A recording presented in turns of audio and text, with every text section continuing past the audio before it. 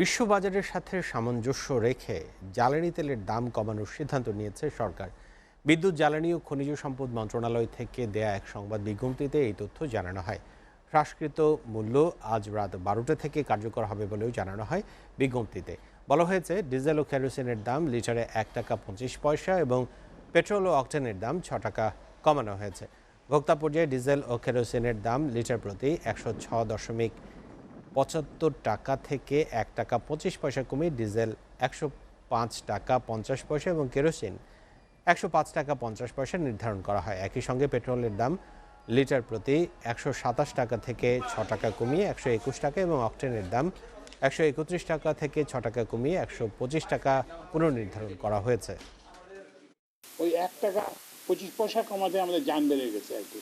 তো আমরা আরও চেষ্টা করব ভবিষ্যতে। আমরা যদি জ্বালানি মূল্য যদি স্থিতিশীল থাকে, আমরা ওই দক্ষতার মাধ্যমে ওই যে প্রকিউরমেন্ট প্রাইস, কারণ এখন তো আমাদের একটা প্রকিউরমেন্ট প্রাইস তো অলরেডি আছে, তো সেটাকে তো আমি তো পরিবর্তন করতে পারবো না, একটা কন্ট্রাক্ট আছে।